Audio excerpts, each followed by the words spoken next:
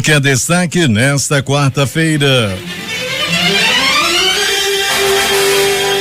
Correria, pânico e desespero. Incêndio destrói 30 barracos em invasão onde foi encontrado o corpo de PM que estava desaparecido. 3 homens em 2 motocicletas executam um homem com 3 tiros na cabeça no bairro de Petrópolis. Motoqueiros fantasmas fazem matança durante a noite e madrugada executando o rapaz de 16 anos do Amazonino Mendes e outro do Nossa Senhora de Fátima. O primeiro recebeu 10 tiros e o segundo foi abatido com 12 disparos. Procuradoria Regional Eleitoral apura possível prática de conduta vedada em ação social da Assembleia Legislativa. Ministério Público Federal dá prazo de 60 dias para a Prefeitura retirar nomes de pessoas vivas de bens públicos. Crise fechou mais de 2.400 empresas do Amazonas nos últimos 4 meses. Controladora da JBS fecha acordo de leniência com multa de 10,3 bilhões. Congresso derruba veto de trecho de lei que altera a lei de cobrança do ISS. Faquinha autoriza a Polícia Federal a interrogar Michel Temer. Explosão em bairro de embaixadas em Cabul, no Afeganistão, deixa dezenas de mortos e centenas de feridos. Os números de agora são de 80 mortos e 300 feridos.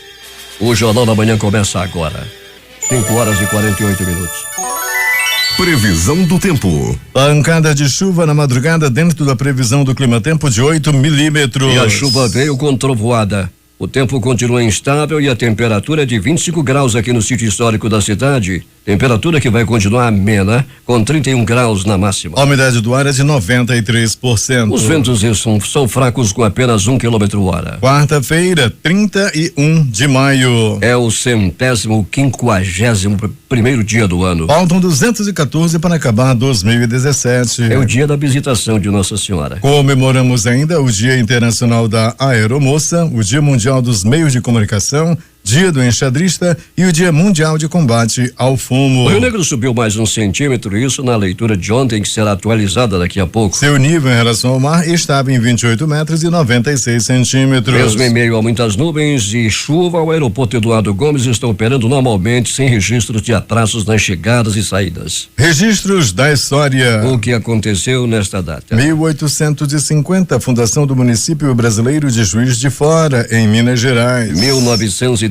criação da União Sul-Africana, atual África do Sul. 1961, a União Sul-Africana se torna República da África do Sul. 1962, a Federação das Índias Ocidentais deixa de existir. 1973, fundação da empresa Infraero. 2002, tem início a 17ª edição da Copa do Mundo de Futebol. 2003, último voo de um Concorde da Air France. 2005, o agente Mark Felt assume que era o garganta profunda do escândalo de Watergate, que derrubou o presidente dos Estados Unidos, Richard Nixon. 2009, Airbus A330 do voo Air France 447 entre o Rio de Janeiro e Paris desaparece sobre o Oceano Atlântico com 228 pessoas a bordo, entre elas 59 brasileiros.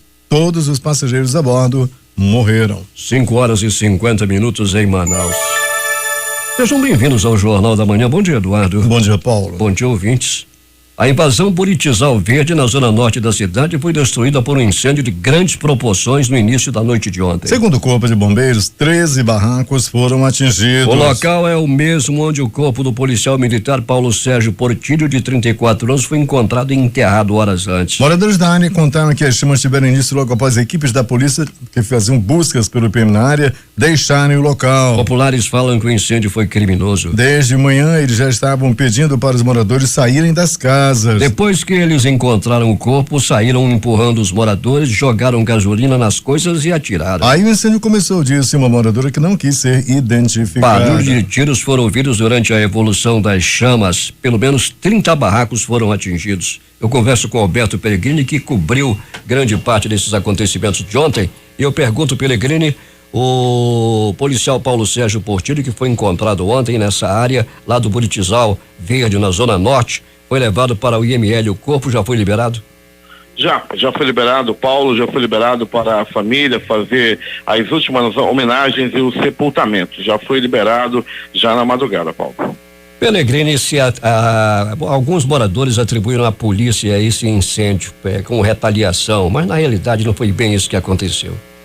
Pois é, Paulo, tem também a possibilidade muito grande de ter sido o incêndio ter sido causado por parte de traficantes da área, em represália à própria população que entregou para a polícia, que ligou anonimamente para a polícia, dizendo onde estaria o corpo do policial. A polícia foi até o local com o cão farejador e lá se descobriu que realmente o corpo estava no local. Ontem, Paulo, o programa Valde Correia já noticiava essa questão por volta de 9h30 da manhã, de que um corpo estaria nessa invasão e que a polícia estaria a caminho com a Rocan, com o batalhão de choque e também com o cão farejador. E assim foi feito, e horas depois o cachorro da polícia conseguiu encontrar, o local do corpo. Até mesmo, Paulo, uma retroescavadeira foi usada para o local, porque além de ter enterrado o corpo do policial em pé, eles compactaram bastante o barro, e só mesmo através de uma denúncia anônima é que a polícia podia ter chegado ao local. Um cão farejador foi na realidade que ajudou e muito, né, Pellegrini? Ajudou bastante, Paulo, e detectou o local exato de onde o corpo estava enterrado. A motivação desse crime, já existe uma linha, não é, Pellegrini? Pois é, Paulo, já existe uma linha de investigação, né? Esse homem teria, por acaso, aparecido nessa invasão e lá se descobriu que se tratava de um PM, de um policial. Eles estavam aí meio ainda, os moradores lá, o traficante lá estaria com raiva, porque foi morto um deles naquele assalto ali da Cidade Nova, na Avenida Guaranás, ali próximo à Baixada da Cidade Nova. Isso ainda são especulações, são investigações, Paulo, mas quando se descobriu que se tratava de um PM que estaria na área, eles resolveram matá-lo. Aí se pergunta, o que o PM fazia na área? Ele foi ver um terreno naquela área, Pellegrini? Pois é, Paulo, né? As investigações é que vão, levar mas isso daí é apenas mais uma linha de investigação, né? Ele pode estar ido por lá para ver qualquer uma outra coisa, ou pode ter sido sequestrado em um outro canto. As investigações estão aí em curso, Paulo, mas existe mesmo essa possibilidade de ter ido por lá, quem sabe ver inclusive o terreno ou qualquer coisa parecida. Pellegrini, tivemos algumas ocorrências durante a noite e madrugada, com algumas execuções realizadas na verdadeira matança promovida pelos motoqueiros fantasmas. Pois é, Paulo, nós tivemos sim algumas mortes aí durante a noite e madrugada. Um rapaz de 16 anos, no Armando Mendes, por volta de 23h30, Paulo, ele foi assassinado com 10 tiros espalhados pelo corpo. Outra ocasião, daqui a pouco a gente vai trazer os detalhes desses crimes, aconteceu no bairro Nossa Senhora de Fátima, quando um rapaz não identificado também, de aproximadamente 20 anos, foi assassinado com 12 tiros espalhados pelo corpo. Os corpos das pessoas que haviam desaparecido em um naufrágio próximo a uma marina foram encontrados ontem à tarde, Pellegrini. Pois é, Paulo, os três que estavam desaparecidos no excelente trabalho do Corpo de Bombeiros, que não mediu esforços, e também não tinha hora para trabalhar, estava direto lá naquela área ali do Amarino Davi, e conseguiram localizar esses corpos aí que haviam sido vítimas de um acidente e depois um posterior naufrágio no último final de semana. Pellegrini, para finalizar, daqui a pouco você vai contar tudo em detalhes o que aconteceu na noite e madrugada. E para finalizar, há uma expectativa de que o transporte especial amanhã venha a paralisar. Se confirma isso? Se confirma, Paulo, se confirma. Eu conversava agora há pouco com o presidente do sindicato dos profissionais do transporte especial, o Enoque, também conversei com o Gabriel Enoque, e eles me diziam, Paulo, o seguinte, que todas os trâmites, de uma greve, dessas greves a greve que passa pela justiça, já foram, esgotados. O sindicato patronal já fez uma proposta que não foi aceita pela categoria. E hoje temos mais aí 24 horas, Paulo, para ver se vem uma outra proposta por parte do sindicato patronal. Se não vier, amanhã nós teremos uma grande paralisação do transporte especial. E não é pouca coisa não, Paulo. Aproximadamente 1.600 carros que a gente fala entre van, micro-ônibus e ônibus, deverão parar amanhã, logo nas primeiras horas da madrugada, por volta das 4h da manhã. Uma rodada vai acontecer hoje, que é a última, e vamos esperar que cheguem a bom termo, não é, Alberto? Sim, vamos esperar, Paulo, vamos esperar para que não haja prejuízo, nem tanto ao trabalhador do transporte especial, nem tão quanto ao trabalhador do distrito industrial, nem as fábricas. É bom para todo mundo que haja um acordo, mas se não houver, Paulo, amanhã nós teremos aí com certeza uma grande paralisação. Geralmente quando acontece esse tipo de paralisação, nós já temos uma certa experiência, não, Paulo, aqui no Jornal da Manhã, de acompanharmos essa situação. A paralisação começa na rotatória do bairro Armando Mendes, por onde passam os ônibus que vêm da zona norte e da zona leste e das outras demais vias, outras demais zonas, eles fecham ali na rotatória da Suframa. Daí, Paulo, esses 2 pontos de paralisação que geralmente acontecem nesses locais aí por volta das 3:30 para 4 horas da manhã. Bom trabalho para ti, até daqui a pouco.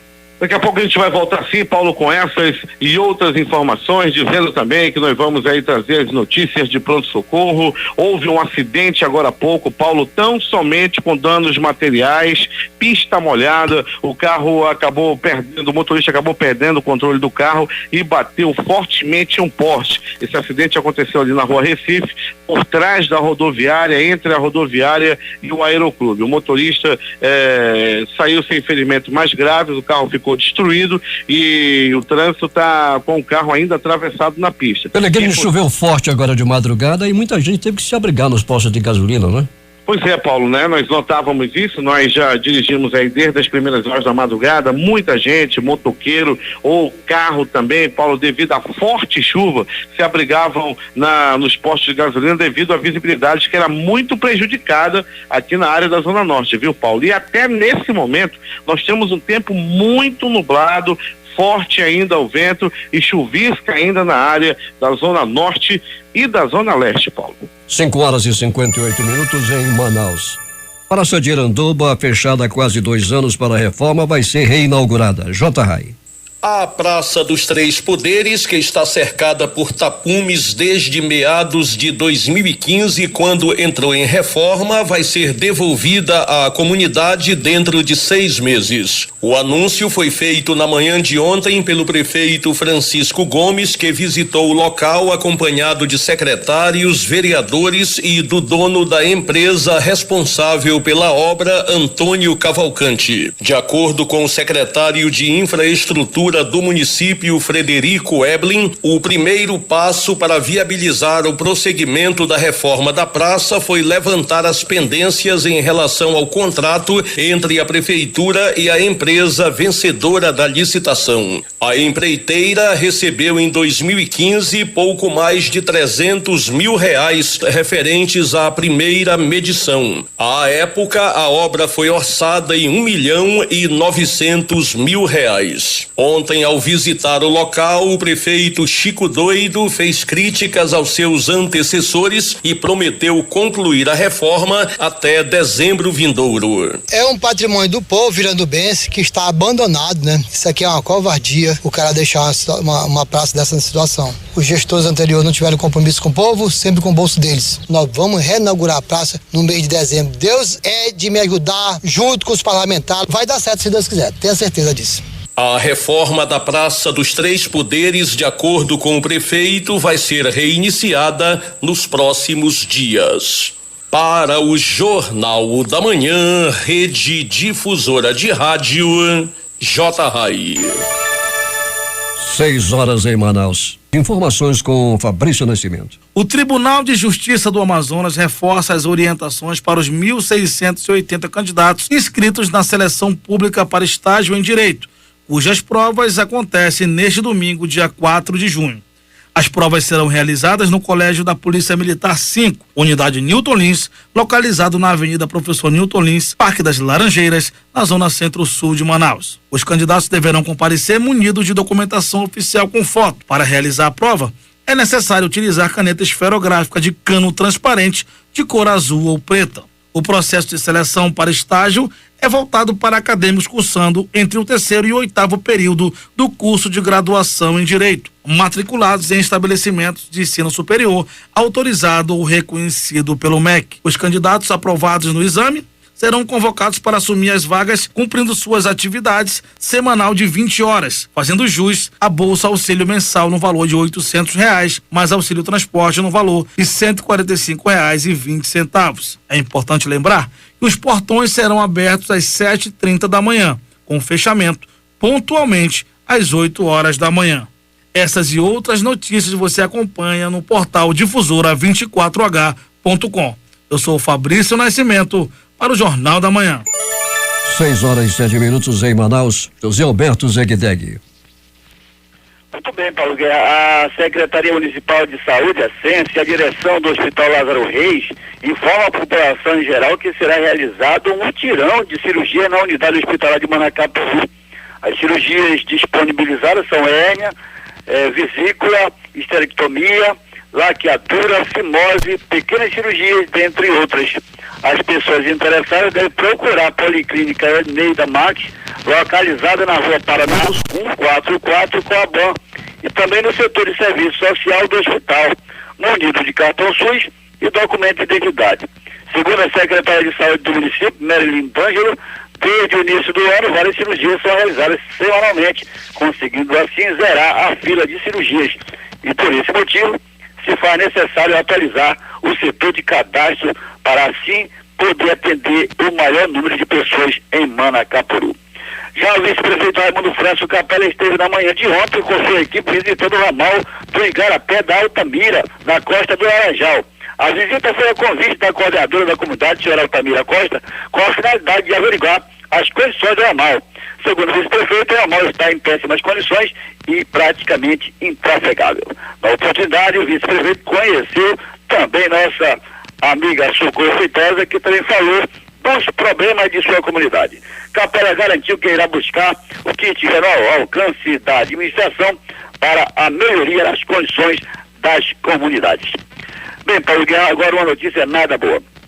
Alguns municípios atingidos pela enchente estão descontentes com a distribuição de ranchos distribuídos mediante ao enfrentamento da cheia de 2017. Municípios como Ranamã, Carapiranga e outros mais, onde a cheia atingiu em quase 100% do seu território, reclamam a quantidade de cestas básicas recebidas. Ranamã, por exemplo, com sua área toda alagada, recebeu 1.500 cestas, seguido de Carapiranga, que recebeu somente 400 ranchos, diferente de Quari, que quase não foi afetado pela enchente e que é o segundo maior PIB do estado do Amazonas, quase R$1 bilhão, recebeu 2.000 cestas básicas, o que se torna desproporcional se comparado com os demais municípios com seus irrisórios PIBs apresentados numa desfavorável condição econômica. Vale lembrar que a distribuição de ranchos é de responsabilidade da Defesa Civil do Estado. Para o Jornal da Manhã, Rede Difusora de Rádio, Zeg.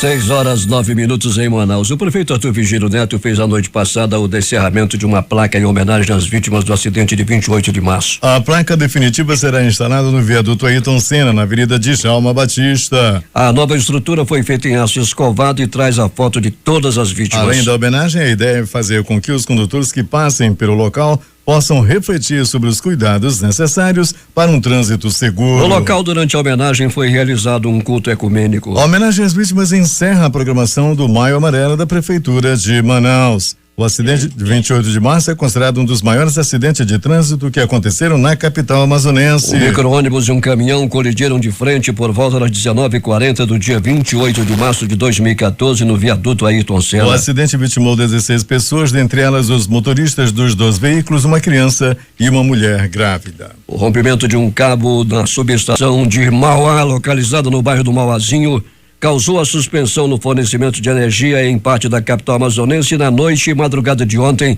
segundo divulgou a Eletrobras. A empresa disse que o problema ocorreu em parte dos bairros da cidade de Manaus, localizados nas zonas norte, leste e sul. A Prefeitura de Manaus divulgou ontem lista com 200 bolsistas do programa Bolsa Universidade que devem prestar contrapartida em projeto realizado em parceria com a Fundação Hospitalar de Hematologia e Hemoterapia do Amazonas. A lista está disponível no portal da Escola de Serviço Público Municipal e Inclusão Socioeducacional no portalesp.manaus.m.gov.br. A hora em Manaus. 6h11. Nesta quarta-feira, a Fundação Municipal de Cultura, Turismo e Eventos realiza a primeira oficina de facilitação do edital Prêmio Manaus e Conexões Culturais. O encontro vai acontecer às 18 horas no Les Artistes Café Teatro. O objetivo das oficinas é tirar dúvidas dos agentes culturais, entidades e sociedade civil em geral e auxiliar na inscrição de projetos que atendam todas as características e exigências do edital de conexões culturais aberto pela Manauscut e que apoiará até 75 projetos em artes e cultura com montante de R$2 milhões. A Semana do Meio Ambiente 2017 da Prefeitura de Manaus será aberta no dia 3 de junho no Parque Municipal do Mindu, no Parque 10, com uma programação extensa e variada que marca também a celebração de parcerias importantes para a gestão ambiental municipal. A semana que vai se estender até o dia 10 contará com iniciativas inéditas, a exemplo da Mostra de Dança de Manaus, aí a primeira corrida e caminhada ecológica que se incorporam ao calendário de eventos do Parque Municipal do Mindu, se estendendo aos demais parques e unidades de conservação municipais e levando em público ainda maior a conhecer as áreas protegidas de Manaus de um modo diferente, através das trilhas naturais existentes nesses espaços. A semana será aberta pelo prefeito Arthur Virgílio Neto com o lançamento da cartilha de educação ambiental Vamos Jogar Limpo, produzida em parceria pela Prefeitura de Manaus e a Defensoria Pública do Estado do Amazonas. Segundo o secretário municipal de Meio Ambiente e Sustentabilidade, Antônio Nelson de Oliveira, vai ser lançada as campanhas de combate às queimadas 2017 e o programa de formação agentes ambientais voluntários, que até o final deste ano terá formado 13 turmas de agentes em diferentes zonas da cidade. Nós estaremos lançando a campanha contra queimadas. Essa campanha vai ser muito intensa, é uma campanha que antecede o verão, que já está iniciando, e a gente estará lá com uma equipe específica para isso, que uma equipe de conscientização e alguns fiscais também que estão envolvidos na campanha, com camisas e distribuindo panfletos educacionais. Teremos atividades na Lagoa do Japim, entre 6 e 10, que são exatamente palestras e aulas educativas voltadas para o meio ambiente. Teremos ainda atividades na Nascente do Mindu e no Parque dos Bilhares, com atividades lúdicas para as crianças e uma série de outras ações, todas realizadas pelo prefeito Arthur na nossa nova gestão, que está começando agora, e aí com muitas novidades por vir. 6h14 em Manaus. A ausência de controle interno na Prefeitura de Santa Isabel do Rio Negro, assim como a falta de documento de liquidação ou pagamento realizado com recursos do Fundeb, divergências entre as anotações patrimoniais e orçamentárias com a realidade vivida pelo município e altas despesas não comprovadas foram algumas das irregularidades encontradas que levaram o ex-prefeito de Santa Isabel do Rio Negro, Mariolino Oliveira, a ter as contas desaprovadas pelo colegiado do TCE-AM. Segundo o conselheiro relator do processo, Júlio Pinheiro, o ex-prefeito terá que devolver aos cofres públicos mais de 2,4 milhões em 30 dias. Os contribuintes do Amazonas pagaram mais de 11 bilhões de reais em tributos nos primeiros 5 meses do ano, segundo o impostômetro da Associação Comercial de São Paulo. No país, a ferramenta registrou 900 bilhões de tributos acumulados pagos desde o início do ano. Os valores se referem à arrecadação de todos os impostos, taxas e contribuições que vão para a União, os estados e os municípios. A crise econômica no Brasil atinge o Amazonas, onde aumenta o número de empresas que encerraram suas atividades. Nos primeiros 4 meses de 2017, segundo a Junta Comercial, 2.434 empresas fecharam as portas, sendo 187 limitada e 24 empresas individuais de responsabilidade limitada. No mesmo período do ano passado, a Juscer registrou a extinção de 1.929 empresas. Nesta sexta-feira, 1º de junho, ou nesta quinta-feira, o comércio varejista terá grandes descontos em estabelecimentos de 12 estados do país e no Distrito Federal. Parece uma grande promoção, mas trata-se da 9ª edição do Dia da Liberdade de Impostos, ação comandada pela Câmara de Dirigentes Lojistas Jovem para a conscientização da alta carga de impostos no Brasil e apoiar a simplificação tributária. Em Manaus, o evento será realizado no Amazonas Shopping de 10 às 22 horas. O senador Omar Aziz, do PSD do Amazonas, fez uma solicitação e foi atendido pela presidência do Senado para a aprovação da nova redação do projeto que autoriza o empréstimo do Banco Interamericano de Desenvolvimento BID para Manaus. O projeto de resolução permite a flexibilização do cronograma de liberações e a contrapartida dos recursos de operação de crédito externo em favor da Prefeitura de Manaus. No valor de até 52 milhões de dólares, o empréstimo do BID havia sido aprovado pela Comissão de Assuntos Econômicos do Senado na semana passada. O governador Davi Almeida, do PSD, entregou nesta terça-feira na Assembleia Legislativa a Lei de Diretrizes Orçamentárias. O governador Davi Almeida, do PSD, entregou nesta terça-feira na Assembleia Legislativa a Lei de Diretrizes Orçamentárias, a LDO. Além de entregar o documento para análise dos deputados, o governador aproveitou para fazer um balanço de seu governo nesses pouco mais de 20 dias. No plenário, Davi recebeu a parte dos deputados, a maioria apoiando as ações. Na conversa com os jornalistas, o governador tratou de vários assuntos. Ao falar sobre a LDO, por exemplo, ele disse que a lei esse ano apresenta uma novidade, que são as emendas parlamentares. Vim trazer a mensagem da LDO, a Lei de Diretrizes Orçamentárias, com algo novo construído aqui dentro do Poder Legislativo, que são as emendas parlamentares, hoje já contida 1,2 do orçamento, para que seja executado durante o ano de 2018. Os valores nós teremos na LOA, na Lei Orçamentária Anual, que será enviada para casa no final deste ano. Portanto, cumpro com uma obrigação constitucional de vir à Assembleia pessoalmente, como membro da casa, trazer essa mensagem, pedir a apreciação dos deputados, estarão à vontade para analisá-la, melhorá-la, modificá-la, de acordo com o pensamento e o entendimento da maioria dos mesmos. Como membro do parlamento, o governador reconheceu a importância das emendas. É algo novo que dará aos deputados estaduais, uma primeira vez já contemplado na LDO, uma boa condição de ajudar as suas bases, de chegar ao interior. Geralmente, os políticos, quando vão fazer campanha, eles são muito inquiridos pela população. Você só aparece de 4 em 4 anos, isso e aquilo. E nós não tínhamos esse mecanismo. Agora não, nós estamos indo às nossas bases, temos conversado com a população. Inclusive, muitas das emendas, elas se destinam recursos para a saúde, para a aquisição de ambulâncias.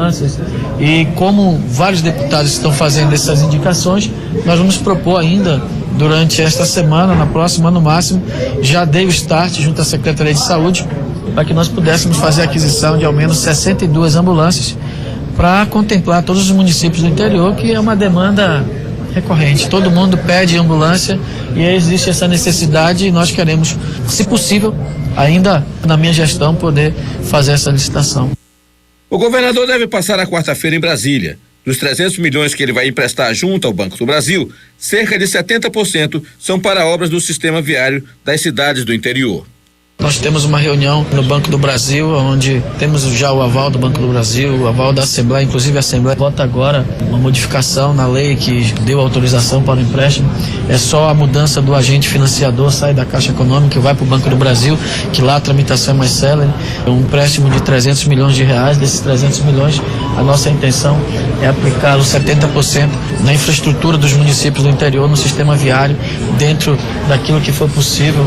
Tenho a convicção de que vou fazer, já fiz alguns contatos, o senador Omar, a bancada federal, para que pudesse nos acompanhar, porque nós estamos aqui empenhados em ajudar o povo do estado do Amazonas sem bandeiras partidárias. Outro assunto abordado pelo governador foi a cheia que atinge mais de 54 mil famílias no interior do estado. A Defesa Civil está atenta a todos os municípios que decretaram o estado de emergência. Nós fizemos o envio de materiais de ajuda, inclusive muito provavelmente no domingo eu devo visitar os 3 municípios mais afetados, porque nós temos um grande problema que são as cheias, mas o problema maior, segundo as informações, é quando o rio baixa, que vem as doenças, sem dúvida alguma os grandes problemas. E nós também iremos até esses municípios, muito provavelmente no domingo. Anamã com certeza será visitado, e os municípios próximos ali que foram muito afetados, nós estaremos indo no domingo para que possamos, juntamente com a Defesa Civil, levar a ajuda do governo, inclusive os recursos, os medicamentos que nós estamos recebendo serão distribuídos o mais rápido possível. 6h20 em Manaus.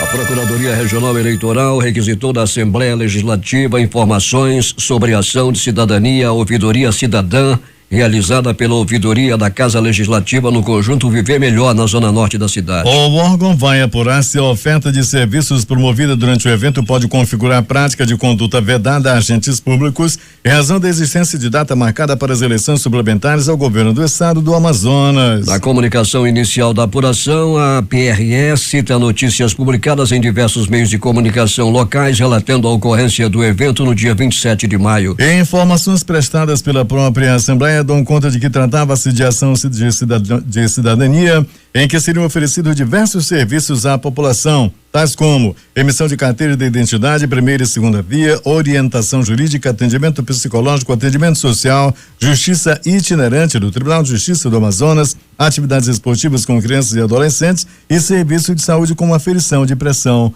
arterial. O Ministério Público Federal expediu recomendação à Prefeitura de Manaus para que adote providências para alterar o nome de bens públicos municipais, suprimindo o nome de qualquer pessoa viva. A Prefeitura tem o prazo de 30 dias para alterar os nomes dos bairros Alfredo Nascimento e Amazonino Mendes, além das ruas de nome Alfredo Nascimento, localizadas nos bairros do Aleixo, Mauazinho e Alvorada, e da rua Amazonino Mendes, no bairro de Santa Etelvina. Foi recomendado ainda que a Prefeitura de Manaus institua um grupo de trabalho no prazo de 30 dias para identificar outros bens municipais com nome de pessoas vivas e permita a adoção de medidas por parte da Prefeitura ou da Câmara Municipal visando o cumprimento da Lei 6.454/77. O Ministério Público Federal vem apurando por meio de inquérito civil o possível descumprimento por parte do Estado e dos municípios do Amazonas da Lei de número 6.454/77, que trata especificamente da proibição de nomes de pessoas vivas para denominar ruas, obras e monumentos públicos. Polícia. As notícias da noite desta madrugada, Alberto Pellegrini.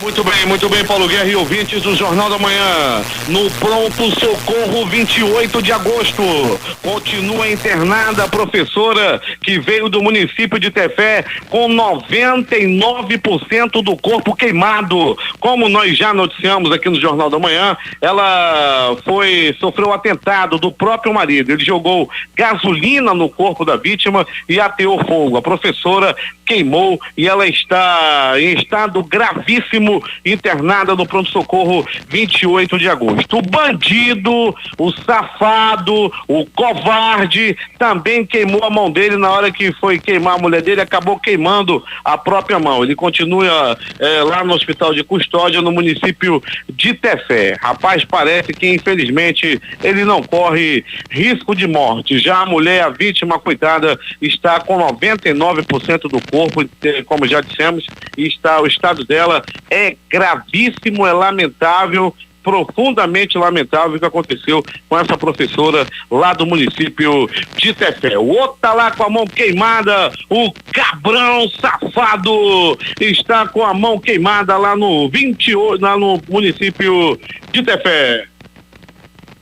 Pronto socorro João Lúcio, o gigante da zona leste da cidade, recebeu uma pessoa vítima de agressão física. Ele apanhou a murros, chutes, socos, pontapés e alguns bofetes após roubar um celular na área do bairro Amazonino Mendes, o famoso mutirão. Foi ali pertinho do Amadeu Botelho. Aliás, quem mora no Amadeu Botelho também mora no mutirão. Ei, toda metida, mora no mutirão. E mais de polícia. Policiais da 14ª SECOM prenderam um homem que estava praticando roubo na área da zona leste da cidade. Miguel Vanilson Costa Miranda, 28 anos, e o Salmon Stanley de Bruce, de 18, foram presos à noite de ontem com 7 celulares roubados e uma arma de fogo. Tudo aconteceu na área ali da 16ª SECOM. O tenente Alan Patrick, da 16ª SECOM, disse que eles foram comunicados que haviam 2 homens em uma moto praticando assalto. Eles fizeram o cerco e encontraram os homens que estavam aí praticando esses assaltos lá na área. Estavam também armados, mas graças à ação aí dos policiais da 16ª SECOM, essa dupla do mal, esses 2 filhos do capeta foram presos à noite de ontem. e mais de polícia. É a Secretaria de Segurança nas ruas da cidade. Polícia Militar, Polícia Civil, realizando grande trabalho. E os policiais da 13ª SICOM prenderam homem que estava praticando roubo a posto de gasolina. E mais uma vez a ação da Secretaria de Segurança tirando esse bandido de circulação. Policiais da 16ª SICOM, 21 horas, prenderam um homem que estava portando uma arma de fogo. Recuperação de veículo foi por parte dos policiais da 10ª SICOM. Outra ação da polícia. Policiais da 21ª SICOM prenderam um homem que estava com revólver calibre 32 à noite de ontem também.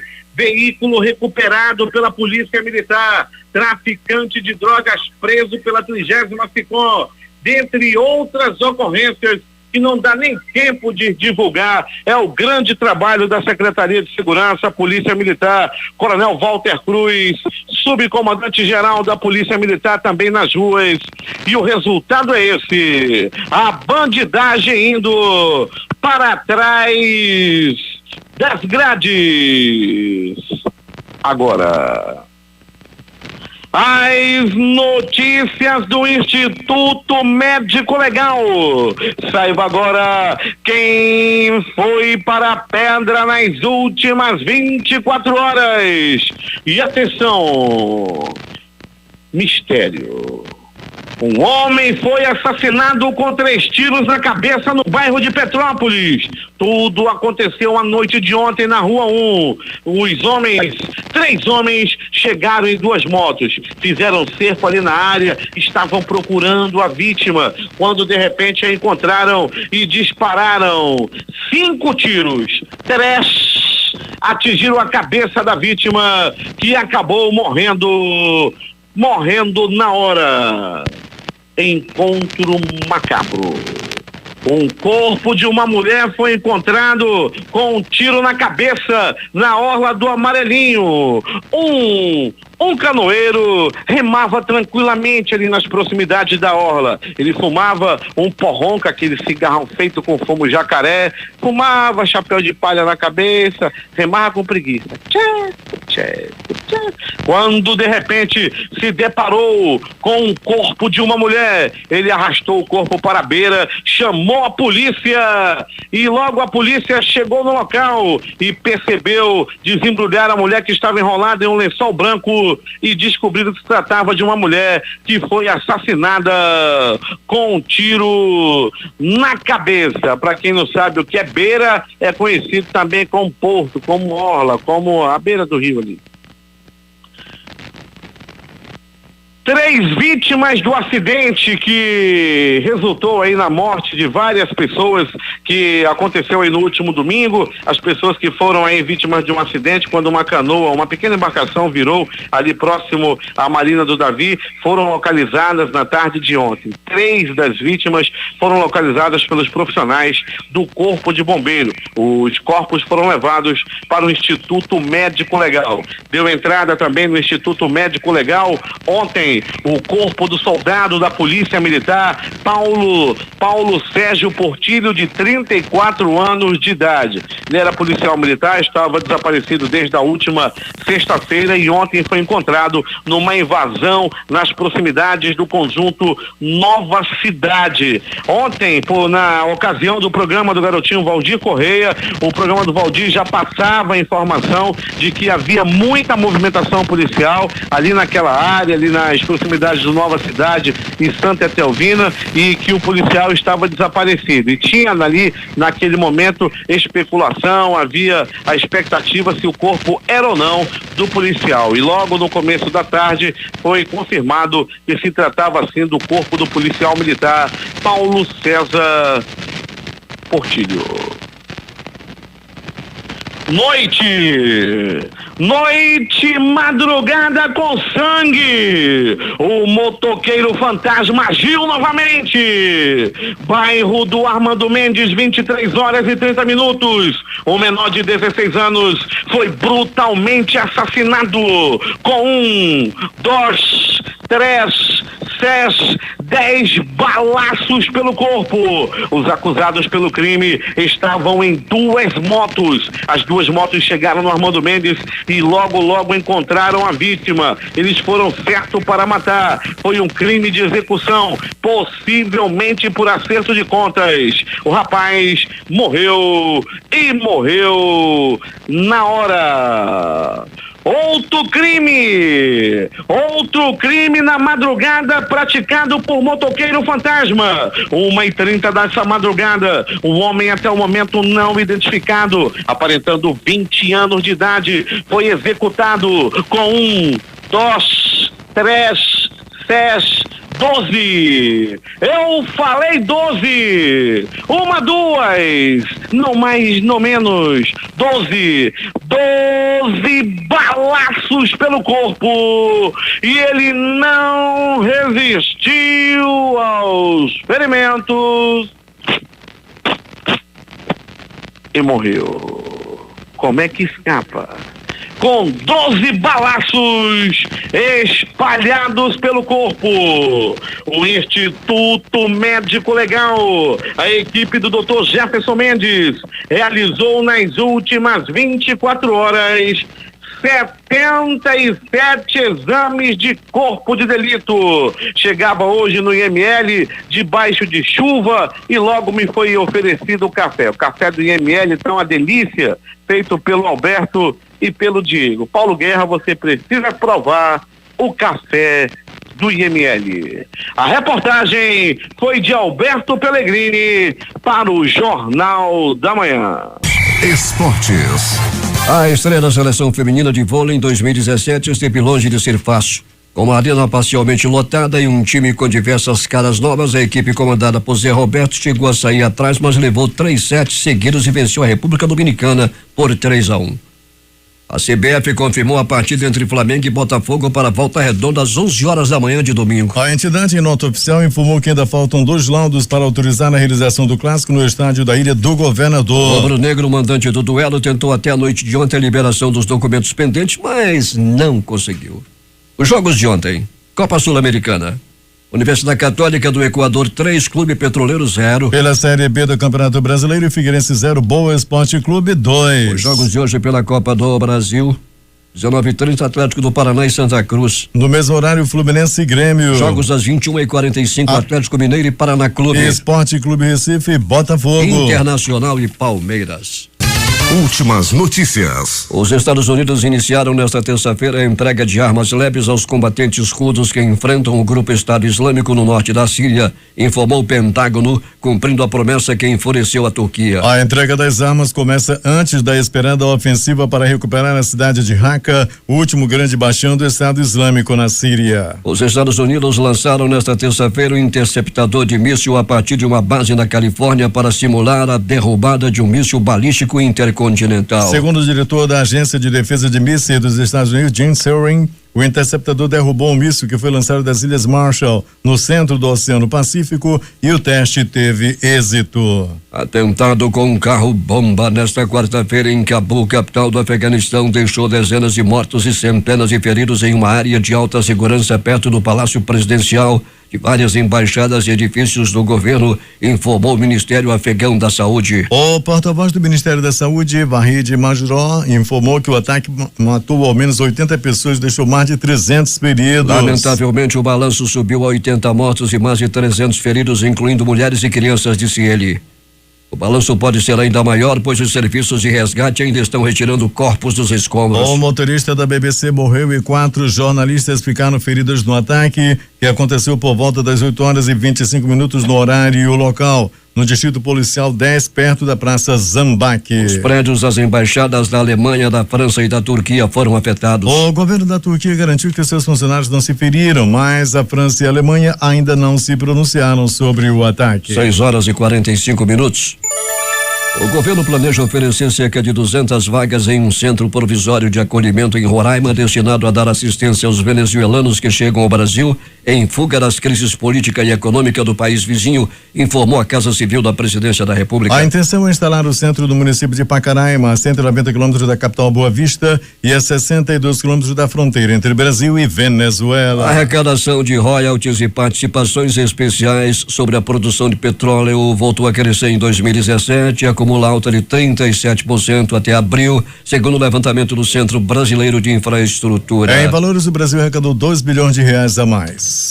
O Comitê de Política Monetária, compondo o Banco Central, vai se reunir hoje para definir a nova taxa básica de juros. O mercado financeiro aposta na manutenção do ritmo de corte e prevê a Selic a 10,25% ao ano. Mais cedo, o IBGE vai divulgar os números do desemprego no mês de abril. O prazo para a renovação dos contratos do FIES termina hoje. O Enem, que na edição deste ano teve o menor número de inscritos desde 2013, teve 226 milhões de prejuízo com faltas na edição do ano passado.